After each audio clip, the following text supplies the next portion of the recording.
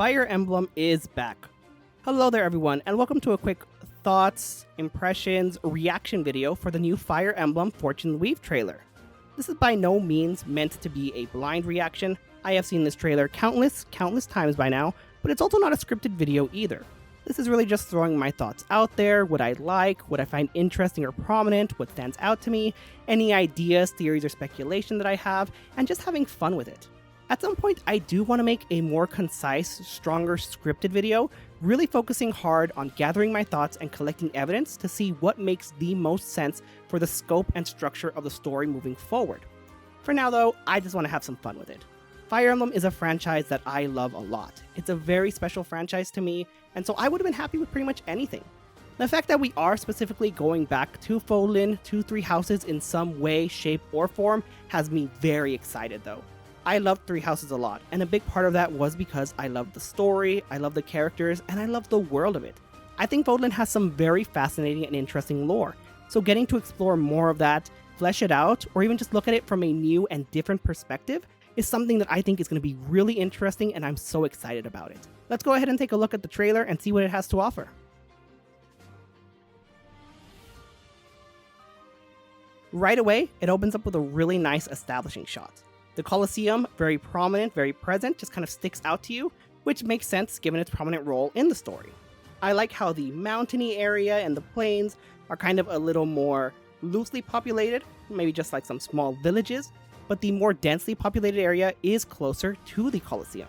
I think that's going to be where maybe the nobility or the royalty are, people of power and prominence, which is why they live so close to the arena, which is a very big part of this world and this story.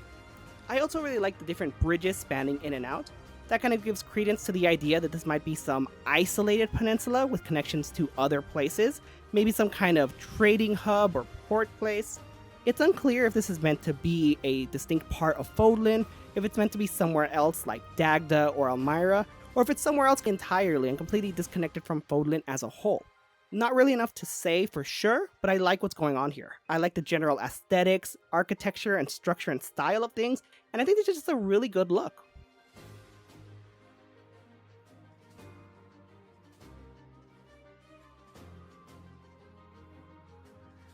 These two characters for sure are going to be characters of importance and prominence. They seem to be some type of nobility or royalty, just based off of their design and aesthetics. Where they're seated in the Colosseum seems to be a place of importance, a very nice location. I really like their design, I like what they have going on. It works really well with the general style that seems to be going on with this game, and you can tell right away they are important players. I'm curious what their role is going to be, their relation to other characters, how they affect this world, what their position of power is.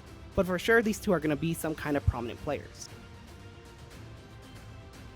Another clearly prominent player in the Divine Sovereign, this is for sure a Nabatean or a Manakete. You can tell because of the pointed ears and just the general design going on with him. I want to say that he is specifically a Nabatean, not just because Nabateans are the Manaketes of the Three Houses world, but because he has that yellowish green hair to him. Most of the time, Nabateans are kind of associated with a darker shade of green because of Sothis, Rhea, Sedith, and Flayn, but in Three Hopes we actually got to see a view of them in the past, and there they had a bit more of the yellowish green similar to what he has going on. Sure, he could be a dragon tribe completely separate, maybe Nabateans aren't the only Manaketes that inhabit this world, but I just feel it makes so much more sense for him to be a Nabatean.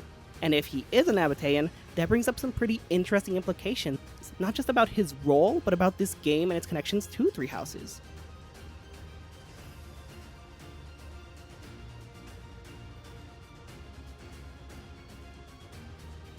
Really good glimpse of our four main characters here. The fact that it goes through each of them, as well as the fact that this trailer is kind of segmented into sections for each of them, leads me to believe that they are all going to be equal players. I don't think any one of them is the main character, but rather I think the story is going to focus on all four of them as equal players in the story and equal perspectives of the story.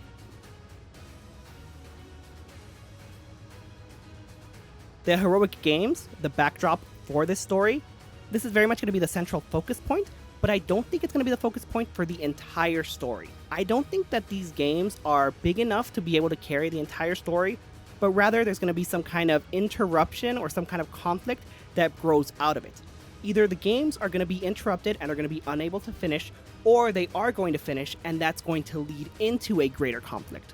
I could kind of see them doing something similar to what Triangle Strategy did. In that game, it also started up with a little tournament, a big showcase of strength from different countries having their strongest warriors, and that led into the greater conflict moving forward.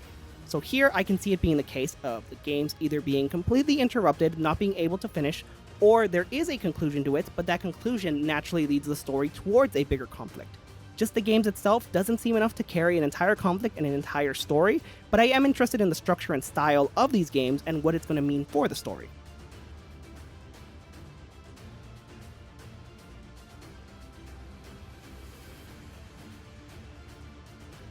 A nice look at Kai and his companion, two of our presumably main characters. I say presumably because we don't really know her role in the story. Kai's clearly a main character, but she's a lot more of a mystery. We don't know her name, we don't know what's going on with her, so it's very interesting to see. Their designs definitely stand out, very distinct, very kind of different from everyone else. Part of that is because they have more kind of casual attire to them, more simplistic, compared to the extravagant armor that most other characters wear. They look as though they might vibe well in something like Xenoblade or Monster Hunter, maybe even Dragon Quest, but I do think that it also works very well for Fire Emblem. Fire Emblem always has a very unique aesthetic to it, a very unique style that you can instantly tell is Fire Emblem, and while these designs might be a little bit different and a little bit more modern, especially her design, I still think it works well within the Fire Emblem style and aesthetics, and they're not completely out of place or awkward or jarring. We can see that hub worlds have returned, and that's something I'm personally really excited about. I think hub worlds are a great thing. They add to the game, they're a benefit, a way to be able to spend time with your characters, develop, as well as just having some downtime in between chapters and seeing how characters react to events as it's going without needing them to interact directly in the story itself. I really love how populated it is. There are a lot of people walking around, and I'm hoping that you can interact with people. I'm hoping those aren't just a bunch of NPCs that are just walking around and you can bump into them or walk past them. I would love some kind of deeper level of interactivity. I'd also really love to be able to interact with other characters. One of my favorite things about the monastery was going around and talking to the different students. They would always have something to say related to the story, related to what was going on, and what they would say would change depending on the route you were taking or specific choices, such as if characters were dead or not. That is such a really nice way to give small character moments and to make the characters feel like active players in the story, even when you might not necessarily be able to have every single character involved in the story at all times. A large, densely populated hub world with a lot of interactivity would be something I would really love. I don't want a hub world that just feels like an over-glorified shop. You just go around, going from shop to shop, maybe doing a couple of activities here or there. I would love something lively, vibrant, with a lot of interactivity and engaging, not just with units, but also with NPCs, and making it feel like a real lived world. Our first look here at the gameplay itself, the combat menu. I'm not going to get too attached to the UI just because these things always change. These things are always different from their initial depiction to what they actually end up looking like in-game. But for now, I think this is really good. I think it does a solid job of showcasing where everything is. You can see the important information easily. The menu's laid out pretty nicely. The only gripe that I have is that the experience bar is a bit unclear. I'm assuming the experience bar is the blue line under the level, but that kind of blends naturally into the rest of the banner. And especially with Kai having a blue banner, it just looks kind of hard to tell where your experience is, how much experience you have, how close you are to leveling up. I would like that to be a little bit more profound or a little more separated, just so you can very easily see when you are going to level up or where your experience gauge is. But other than that, I think this works really well in terms of just being a standard UI. The weapon types, pretty interesting. What stands out to me here is that we have bronze weapons and wooden weapons, both of which are kind of interesting. Bronze weapons were not actually a thing in Three Houses. Three Houses started with training and then they went to iron. So bringing back bronze weapons is a pretty nice choice. As for wooden weapons, we've never actually had wooden weapons. The closest would probably be things like joke weapons or things you can pick up in the barracks or in my castle, but a dedicated wooden weapon? That's just not a thing. The closest equivalent would be the training weapons in Three Houses, but if training weapons are wooden weapons, then where do bronze weapons fit into this? Are there just more weapon classes, or do they have like different features based off of the weapon type that they are? That's something I'd like to learn more about. Again, really nice UI here. I really love how easy it is to see everything. You see how much damage you're doing, you see your hit rates, your crit rates, the health bars are displayed very nicely. Very clean, very easy to see, very intuitive. Looking at the two new classes, the Flying Ornis Rider and the Charioteer, both classes that look really cool, really fascinating. The Flying Ornis Rider is crazy because it's just so distinct and different from anything in other Fire Emblem games. It's presumably a flying class, I mean it has flying in the name, and if you think of flying, typically we're restricted to either Pegasus or Wyverns. There is a couple of differentiations, such as the Griffin Riders in Awakening and Engage, but something like this is just so unique. I think it once again leads to the idea that he's some kind of outsider, maybe from some outskirt village, which is why he looks so casual, but it's just super cool. The Ornis itself, it feels like something that you would see, again, similar to Xenoblade, Dragon Quest, Monster Hunter kind of vibes, but I think it does a really nice job of fitting this creature into Fire Emblem and making it just feel like a natural part of this world. I love the design of the Flying Ornis Rider. The Charioteer also, brilliant design. I love the idea of a chariot unit, whether it be an opponent or a unit you can control, and I really hope we do get to control Charioteers because that'd be nice. Not the hugest fan of it being a bow unit. I hope that there's either more variation or that you can use other weapons with it, because for me, I would love a lance. The idea of charging on your chariot and swinging a lance at your opponent, that just seems really fun, really cool, and I'd love to see it. The last little thing to note here is that if you look at the display for Kai, right next to his lance weapon, you see a symbol. That symbol is a crest symbol, specifically the crest of Albin. That is an interesting detail because the crest of Albin is Yuri's crest, and Yuri is the only person that should have that crest. The crest of Albin was given to Yuri directly from Albin himself. So the fact that Kai has the crest of Albin means that he either has some connection to Yuri or he had some connection to Albin, because those are the only two individuals that have ever had that crest in history.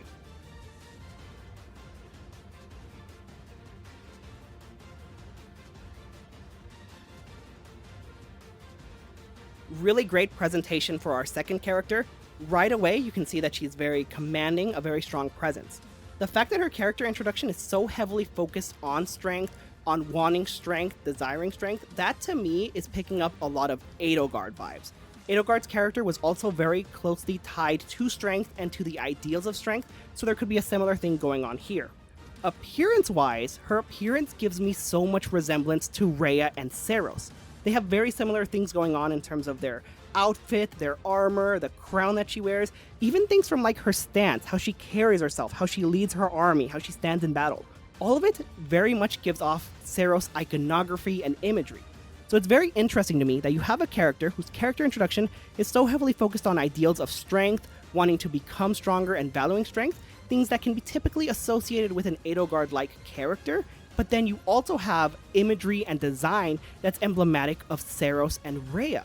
Two characters that are very distinct from each other, but also have a lot of overlap and similarities. It feels like the best of both worlds between them, and I'm so interested. There is of course the possibility that she is nothing at all like Edelgard, Rhea, or Seiros, but rather just has similarity in terms of design and concepts, which I would also be fine with. But for right now, I'm leaning strongly towards some kind of similar personality or some kind of similar role in the story to Edelgard or Seiros. From her battle UI, we can see that she does not have a crest. The only thing that she has on display is just her personal skill and then nothing else. She's also using a Gambit here. The return of Gambits is a very nice thing to see. I loved Gambits a lot. I thought that they were a great implementation. I thought that they were a great mechanic. I really missed Gambits and combat arts in Engage, but it's understandable. Engage had its own unique mechanics and they worked well. It was a fun game to play. But personally, I have a very strong attachment to Gambits and to combat arts, so those being back is super nice to see. Once again here, as she's leading her army, you can just very much see her presence, her prominence, her stance. Once again, those very strong Seiros vibes. My personal favorite of the bunch, Dietrich. This character has just completely stolen the spotlight for me, completely taken all of my interest.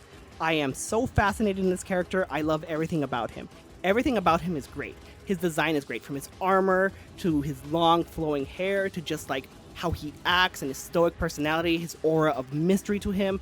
Very much a character that I am deeply in love with already and that I want to know more about. The comparison to Alucard has been made constantly, but it's fitting, and I mean, it's just a really beautiful design. The other thing that stands out to me is his armor and how distinct and unique his armor is compared to other people's armor. It feels very reminiscent of Norian style, Norian aesthetics from Fates, kind of resembling Xander's armor, especially Xander's promoted armor from Fire Emblem Warriors. Really that kind of vibe and style to it. To make a specific Three Houses connection, it looks very similar to Agarthan aesthetics, to the Agarthan style of armor and structure that they wore. Similar color scheme, similar design implementation going on there. Along with not only his design, the other thing that very strongly links to some kind of connection or some kind of ties to the Agarthans is the fact that he's able to teleport. He's able to use a teleportation move as one of his blazing arts. And the other character that is able to teleport is Shez, who has ties to the Agarthans through Arvel. I think that this is very purposeful. This design and aesthetics, also the very pale skin, very pale white skin. Another thing very notable for Agarthans, so you have the armor aesthetics, you have this very pale appearance, you have this teleportation, and just his general personality.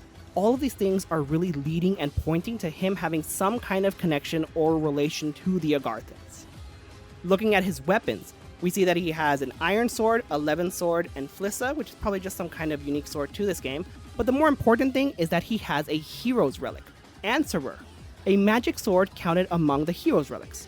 Allows use of the Bloodletting combat art. The fact that this is specifically called a Hero's Relic, and it looks exactly like the Hero's Relics is very interesting, because that raises the question of where did this relic come from? Could this be an artificial relic that was created by the Agarthans, similar to how Amir was created by the Agarthans for Edelgard? Looking at his battle forecast, we can see that he also has a crest. His crest is the crest of Lamine, which is very fascinating because that crest is specifically tied to Mercedes and Yuritsa. Visually, appearance-wise, he's basically the splitting image of Yuritsa. There is so much similarity there, so much overlap. So again, I think this is very purposeful because Yuritsa also has ties to the Agarthans through proxy of being the Death Knight and through proxy of the Flame Emperor. So you have this character who has very strong visual connections to a character associated with Agarthans, who shares a crest with that character, who has an armor aesthetic and pale look similar to Agarthans, and who has a teleportation move similar to Agarthans. Everything right there is just pointing in the direction that something is going on with this character. You can also see, during his critical attack, the back of his armor. It's really hard to kind of see, but he has some kind of symbol on there. I've tried really hard to try to find a good reference for it or to try to see what this could possibly be, but I'm not really sure. It could maybe be some kind of crest symbol, but he carries the crest of Lamine, and that does not resemble the crest of Lamine. So I'm not sure what's going on there, but definitely that's going to be something interesting to keep note of. He also has a symbol on one of his boots, but again, not really clear what that is or what it's supposed to be, or if there's a connection to a similar symbol in Three Houses.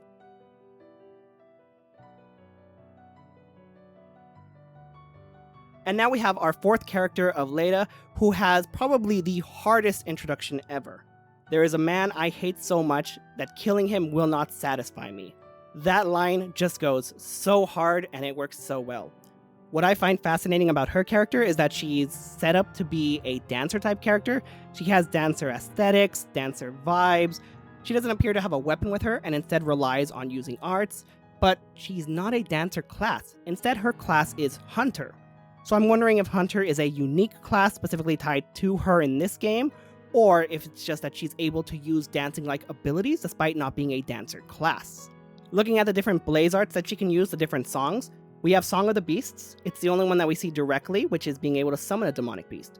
Song of Madness, I'm assuming that's probably going to be something similar to a Berserk Staff. Song of Passion, I feel is going to be an ally boosting thing, maybe raising stats or maybe giving some kind of rejuvenation like a traditional dance. Song of Ice Water. It's another tricky one, but I feel like this might be maybe a free staff type thing. And then the last one, Song of Abjuring.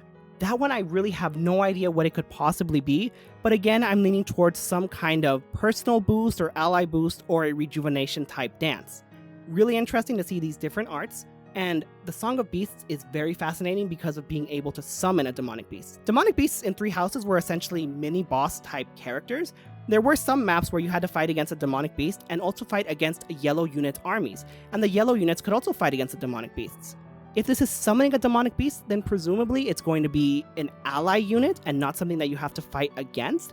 But how exactly would that work without having to completely restructure and nerf the way that demonic beasts work?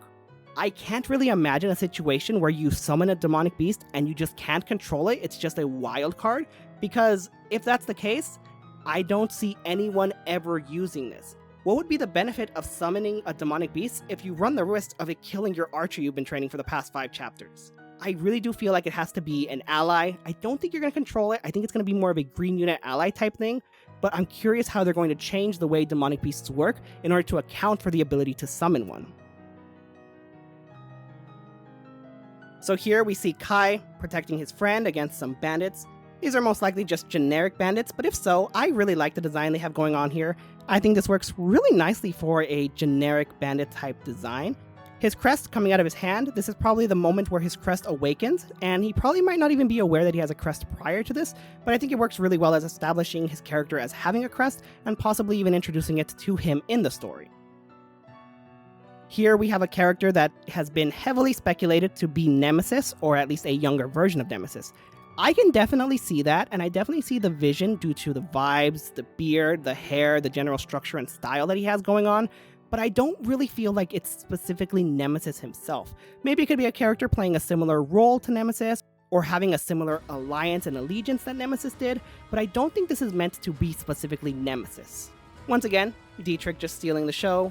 Really love just how casually he threatens, flings his relic in front, this character that he's with. Curious to see what this character's role is going to be, his involvement or allegiance.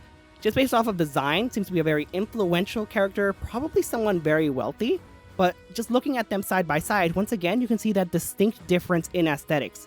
He has that very dark and jagged look to him with the very pale skin, compared to the other character whose design is more fitting with everyone else that we see. And of course, the scene everyone's talking about, guns. Guns in Fire Emblem. We did it, guys. We got guns in Fire Emblem. Honestly, I don't think this is as big of a deal aside from the joke reasons, simply because we've already had Fire Emblem kind of playing around with the line between fantasy and sci-fi fantasy. With the Agarthans, we had stuff like the Javelins of Light, which were basically just nukes. So I think the fact that this character has a gun, even though it's a very, very realistic looking gun and not a fantasy gun, I don't think that's too out of place or too much of a drastic leap. Where they're fighting kind of to me resembles Shambhala. It has kind of a similar aesthetic and vibe to it. If this isn't Shambhala or somewhere similar to Shambhala, it might be Sothis' throne, somewhere located there, or it could also be Zakharos. We saw a bit of Zakharos in Three Hopes, but maybe this could be another part of it, or maybe this could be Zakharos before it was sealed off through the forbidden spell of Zakharos. Either way, really curious what this place is, what's going on, really curious why Dietrich is even fighting this nun with a gun, and really curious if, guns in Fire Emblem, if that's actually going to be a thing that plays a role, or if it's just something to joke about, like we did it, guys. Iron Tomes, guns in Fire Emblem. We also have cat girls. Presumably it's not actually a cat girl, presumably it's just a mask, considering cat girls don't exist in the world of Three Houses, but it could be a cat girl, you never know. I really like the design that she has going on. I find this really interesting. I also find it interesting how she has the crest of Noah, which is the crest associated with Constance. So that's another Cindered Shadows crest. So we have crest of Albin through Kai, we have the crest of Timotheos through Leda, and now the crest of Noah. So the only one missing is Balthus' crest, but we have Yuritsa and Mercedes' crest instead. So that to me stands out as very interesting, very fascinating, and I'm wondering if it was a very deliberate choice to do that.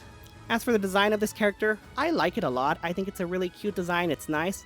Also, despite being, a cat girl mask, I can also see some kind of owl-like imagery. The way the mask kind of cloaks down kind of reminds me of owl feathers or owls having their wings tied together. So that's pretty interesting, just a small little note that I like.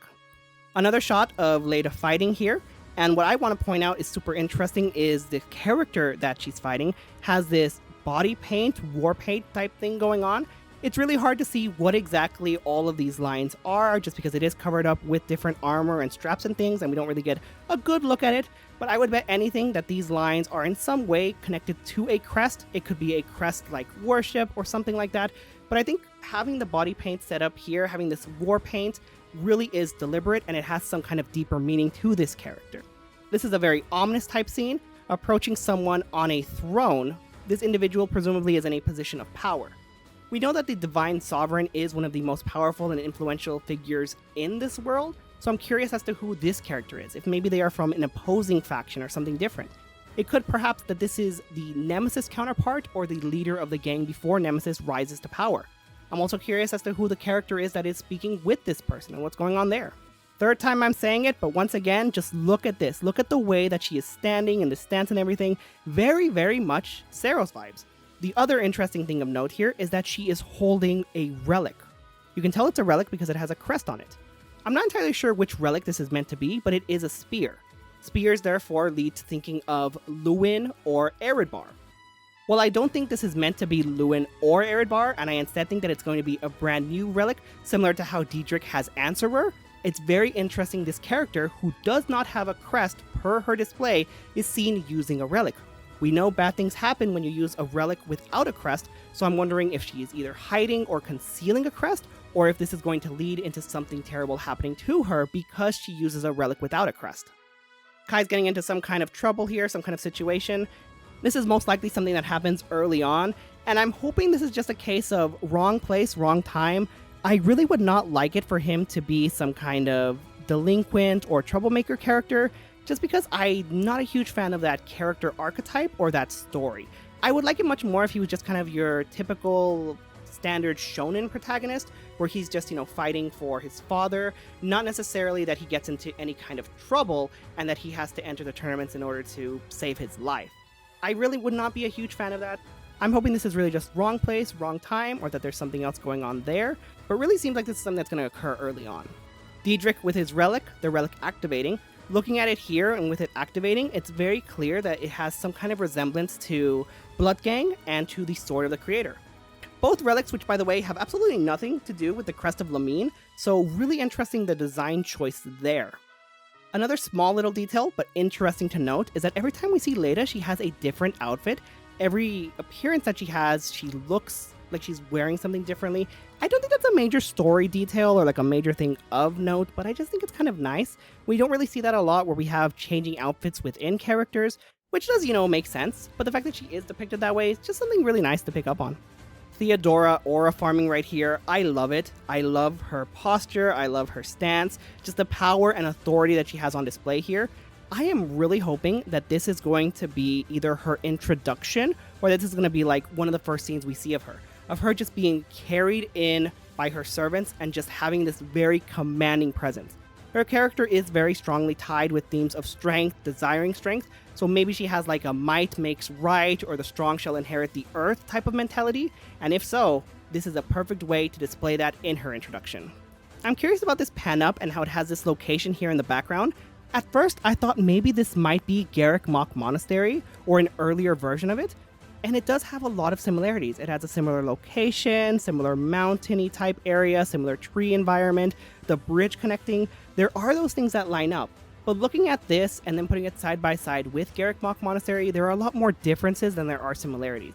It could be a very, very early version of the monastery when it was barely being created, barely being developed, but I just don't think that it is the monastery, but I do think it's going to be a place of importance or somewhere of note.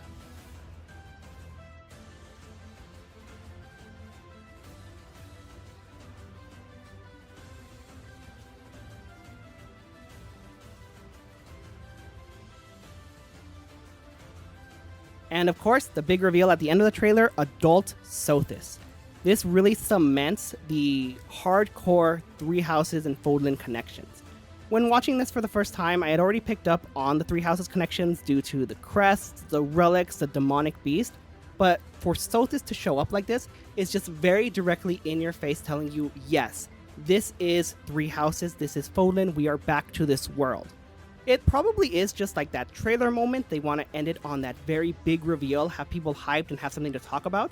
But I think it also works well as a way of highlighting and showcasing that, yes, we are back in Fodlan. We are back in Three Houses. 2026, no actual release date yet. So because of that, that leads me to believe that it's most likely going to be coming out in June or July. That seems to make the most sense just based off of past trends and past release dates and directs. For Three Houses, that was revealed in a direct in June, and it came out the following year, July. Three Hopes was revealed in a February direct, that came out in June, with a smaller window makes sense because it was a spin-off, and then Engage was revealed in a September direct, and that came out in January of the following. Even though this is also a September reveal, I don't think that's going to be coming out in January, because with Engage, it said right away at the trailer that it was going to release in January. Here, this is a vague 2026, so later on has to make sense. I don't think it's going to be the back end, however. I don't think it's realistic for this to release around October, November, December, because I feel that's way too far out. I don't think the Switch 2 has enough of an expansive library of exclusive titles to be able to stretch from now until the end of next year. We have a couple of games coming out per month, so it does make sense to kind of slowly trickle out games and have Fire Emblem be a hit end of spring, early summer type game. So June, July is definitely the sweet spot that I'm aiming for and what seems to make the most sense for when this game's going to come out. A couple extra, just very quick minor things that I want to touch on. As I mentioned, the 4 characters are presented as equal characters and they are presented as equal players. Therefore, the question of how the story is going to work, I see 2 different options. The first is that it's going to be an anthology-style story where you have smaller contained stories for each individual character that converge into a larger story at the end. Something maybe a little similar to Radiant Dawn, where it had the chapter structure and each chapter followed a specific lore to it, or even something like Octopath Traveler, where each character has their own individual story, but the individual stories meet together and converge into a larger grand story. Alternatively, it could be the answer that we're doing routes again. It could be another route split where you have to pick which character and which route you're going to support. Given the premise and the setup of the heroic games at the beginning, it's very feasible to see a situation where you are forced to pick one of these protagonists to support in the heroic games, and that's the story that you're going to follow throughout. As for the question of if this is going to have an avatar or not, it's really unclear. There's a lot of things that seem to point towards not having an avatar. One of the most prominent things is Kai traversing the overworld. Does it really make sense for him to be the one traversing if there is an avatar character? Similarly, there's not really any character that fits well for an avatar. The closest would be Kai's companion because she doesn't have a lot of information, she doesn't even have a name, so maybe she could be the avatar, but that's also kind of weak. The only thing that leads me to believe an avatar is a possibility is the fact that the final scene with Sothis is in a first-person perspective. It's very interesting to me how the entire trailer is set up in third-person perspective except for that moment. Similarly, the way that Sothis speaks, "Have you forgotten me?" is very direct to another person. Very similar to the way that she speaks with Byleth. So because of that first-person perspective and just the nature of the way that Sothis is speaking to this individual, I think that this is going to be the avatar character, and this avatar, whoever they may be, is going to be presented with a choice of who to support in the heroic games, and that's going to be how you choose your routes if this is a route-based game. Personally, I would kind of like the anthology style thing a little more, having each of them having their own stories that kind of mix and match, intertwine. Another thing to note is that throughout the maps that we see, we have ally characters around, and various of these protagonists appear as ally characters during another character's map. The characters as well have their own little icon on the UI, each with a banner behind it. They each have a unique and distinct banner to it, so there's not one single organization or group that these characters all belong to. The banners are also very similar in style and color to the Three Houses banner, having blue, red, and yellow, similar to the Black Eagles, Blue Lions, and Golden Deer. As for Diedrich, he has a black banner associated to him, which does have some similarity towards the Church of Saros that were associated with a white banner. So because of the banners being different, I think it's going to be different factions, different perspectives, and it's either going to be an anthology-style story that converges towards the end, or it's going to be simply routes that you pick by supporting someone in the heroic games. In terms of the question if this is a prequel, a sequel, or something else entirely, it is very hard to say. There's not a lot of information, but personally, I'm leaning more towards sequel or something else entirely different. Prequel theory is a little bit rough for me because there's a lot of small little inconsistencies or issues that I'm not sure how to resolve. With the existence of crests and relics, we know this has to take place after Sothis was murdered and after the events of the Red Canyon. The crests and the relics came directly from the murder of the Nabateans. Therefore, it has to be after that if crests and relics exist. But if it's after that event, then how is Sothis an adult? Well, it's possible that Sothis as an adult is simply just an indication that it's a transitionary period between that event and the start of Three Houses. That doesn't really work well for me. I feel like it doesn't make sense for Sothis to be a child in Three Houses when Sothis' existence in Three Houses is only because of Rhea's experimentation. Rhea's experimentations with Sothis and implanting Sothis into Byleth is how Sothis' conscience was able to reform. Sothis wasn't just existing as an ethereal adult being in the void, there was no existence at all. It was Rhea's experimentations that created this child consciousness of Sothis. So there being an adult Sothis, it just really seems to set things off a little bit. The other issue is the fact that the Divine Sovereign exists. He is a Nabatean. And so if this is during a time period where Nabateans are being murdered and slaughtered and crests and relics are happening, how is there just a Nabatean who is a deity and worshipped and leading, these tournament and games and things? It just feels really weird and out of place for a prequel. There is a problem with sequel theory as well, crests and relics existing, the new relics that are forming around, all of those things. But I just feel like prequel theory has so many holes in it, it's hard to hold up. Honestly, the strongest argument could be that this is either a side story, something like Gaiden, where it takes place elsewhere but in the same world, or it could be a branching timeline from Three Houses. It could be that this is set in an entirely different Fodlan where things change and Butterfly affected into this new world. Perhaps it's possible that this character, the Divine Sovereign, is the surviving Nabatean rather than Rhea being the surviving Nabatean. Rhea was the sole survivor. She went on to form the Church of Seros and went on to form that faction. So what if in this timeline, in this world, the Divine Sovereign was the sole survivor, and this is the world that he established as a sole survivor? Just a thought, not really a lot of evidence to support that, but could be interesting. The last thing of note is the question of the Agarthans. Are the Agarthans going to be in this story? What role are they going to play? And I think there's too much evidence to say that the Agarthans are not going to be in the story at all. We have things like Dietrich, the armor that he wears, his style and aesthetics, his very pale appearance, him teleporting. We have the existence of all of the various crests that are associated with Cindered Shadows, the demonic beasts existing, the crest of Timotheos. All of this points and highlights that yes, the Agarthans do exist, and they are some kind of prominent key players. There's also the fact that the Agarthans are very strongly associated with Greek philosophers and Greek aesthetics, and this game seems to be very highly focused on Roman aesthetics. There's a lot of Roman imagery and iconography going on here. The Greeks and the Romans had a lot of overlap and connectedness, and Greco-Roman culture as a whole is a very prominent thing that stories like to use. So I'm very interested in the interconnectedness between the Agarthans, this very heavily Greek-inspired group, and a world setting that is very heavily Roman-inspired. Clearly there's some kind of Agarthan influence going on, especially when you add in guns, when you have the Shambhala-like place, and just everything that's going on. There's far too much to say that the Agarthans are going to play no role at all, or that there are no Agarthans at all in this story.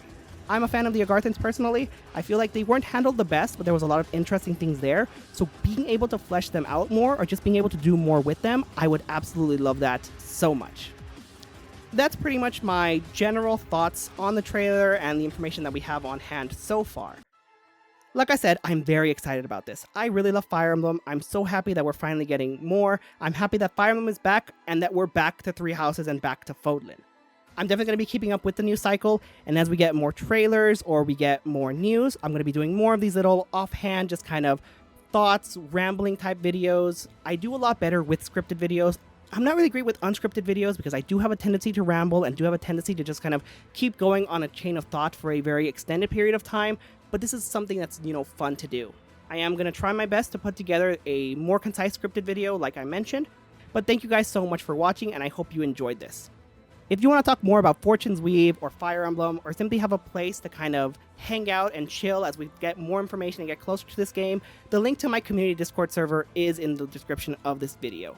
We have a Fire Emblem channel specifically there, a bunch of Fire Emblem fans, and I just love talking with people and finding out more. So if you have any other theories, any other speculation, anything, any thoughts, interest in the game, I'd love to hear either in the comments or in the server, and just get the conversation continuing.